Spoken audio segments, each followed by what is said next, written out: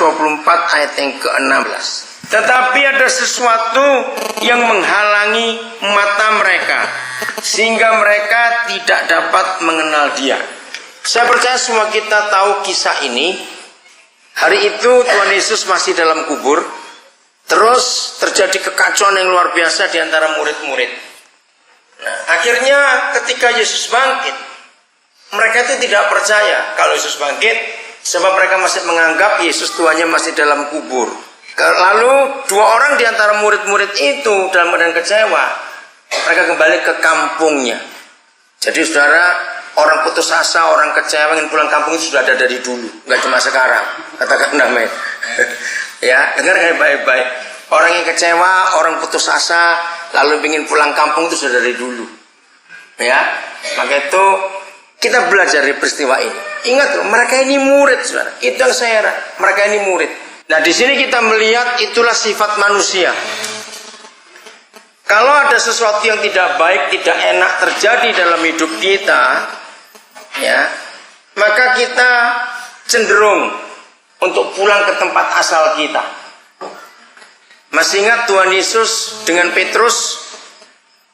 Ya, itu kisah yang luar biasa di Yohanes pasal 20. Apa yang terjadi ketika mereka kecewa, Tuhan Yesusnya mati? Lalu dikatakan Petrus kembali menangkap ikan. Nah, itu kan aneh. Padahal di Lukas pasal yang kelima, jelas dalam perjumpaan Petrus waktu masih nama Simon dengan Tuhan Yesus pertama kali. Nanti tolong ya lihat di rumah masing-masing Lukas pasal 5 nanti ya. Bagaimana perjumpaan Tuhan Yesus dengan Simon pertama kali dan mengalami mujizat yang luar biasa. Lalu Simon mengatakan, aku tinggalkan semuanya dan untuk ikut Yesus. Lalu Tuhan Yesus berkata kepada Simon, mulai hari ini engkau bukan lagi penangkap ikan tapi penjala manusia. Nah, aneh, masa kecewanya dia, tiba-tiba dia bisa nangkap ikan lagi. Jadi jawabannya, Simon masih simpan perahunya. Ketika dia kecewa, nah dia ke gudang lagi, oh masih ada yang lama ini di sini. Dan dia balik lagi ke situ. Saudara, maka itu penting dalam kehidupan kita. Konsep ini. Kampung halaman itu tidak harus berarti di mana kita lahir, tidak harus. Ya, kalau saudara perahu tidak harus sebuah perahu. Ada orang-orang yang dulu terikat dengan minuman keras, ternyata botol-botolnya nggak dibuang, masih disimpan. Nah, suatu kali waktu dia kecewa atau lemah atau dalam keadaan apa, diingat kembali botol-botol itu. Nah, tertarik lagi dia. Dalam sejarah dunia itu pernah dinyatakan salah satu keberhasilan Napoleon menaklukkan dunia adalah setiap kali tentaranya sudah menyeberangi jembatan, pasti dia bakar jembatan itu supaya tentara nggak bisa balik lagi. Hebat sekali konsep itu. Nah, saudara, maka itu mari kita jujur pada diri kita sendiri. Selama dalam hidup kita masih punya kampung halaman, dengarkan ini ya, apa saja bentuknya, maka setan akan terus mencari alasan dengan macam-macam cara supaya kita kembali ke kampung halaman itu. Maka itu perkara-perkara kecil yang harusnya sepele terjadi dalam hidup kita, itu diperbesar oleh si iblis. Dan kalau sudah begitu, pasti dia akan ingatkan kita tentang kampung halaman itu. Nah, seperti kisah dua murid ini, mereka pulang kembali ke Emmaus. Kenapa? Karena mereka kecewa, Yesusnya mati. Dan dikatakan dalam firman Tuhan ini, perjalanan dari Yerusalem ke Emmaus itu 8 mil. 8 mil itu lebih dari 10 km. Nah, bayangkan kalau jalan lebih dari 10 km, Tuhan Yesus bicara panjang lebar, bahkan menceritakan semua tentang dirinya dari kitab Perjanjian Lama itu. Mereka tetap belum tahu kalau itu gurunya. Padahal baru bisa beberapa hari.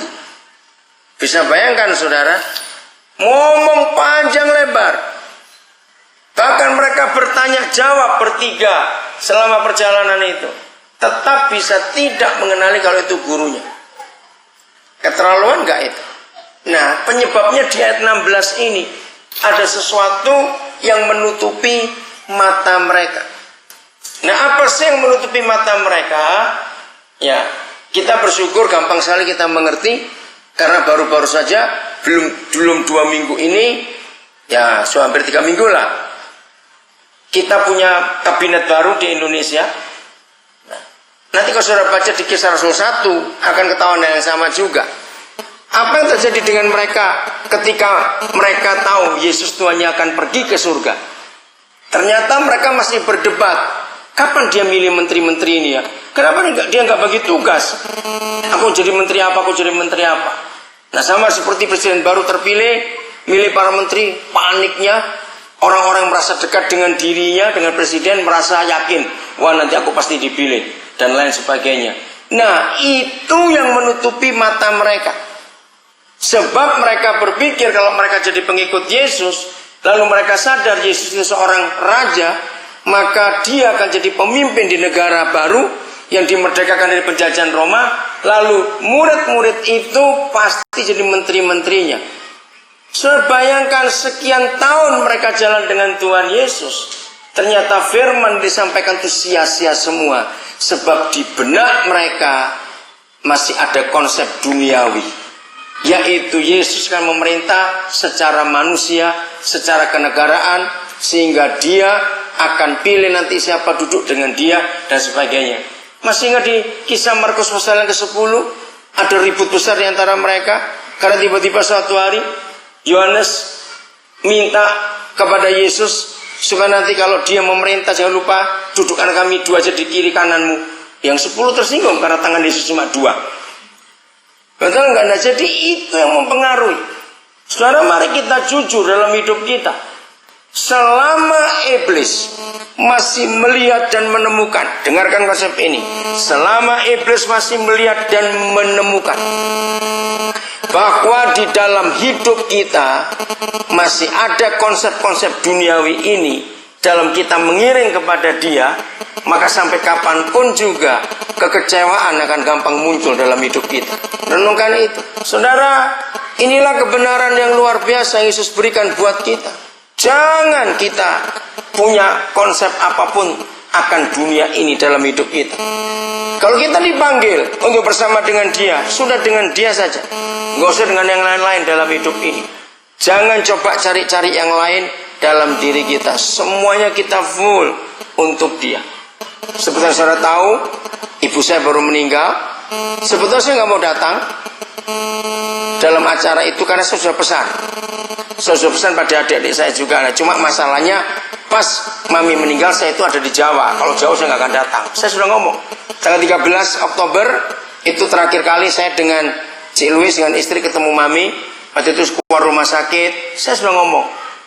Karena memang sudah parah betul keadaannya. Saya sudah minta mami, kalau sampai waktu Tuhan datang panggil mami pulang. Dan kalau saya membahasakan diri saya pada dia, nyo nggak datang, nyo harap mami nggak akan kecewa. Saya inginkan dia nanti kita akan ketemu di surga. Saudara saya pun saya beritahu, kalau sampai terjadi sesuatu, jangan minta saya balik. Apalagi kalau saya lagi di jauh, nggak tahu di mana.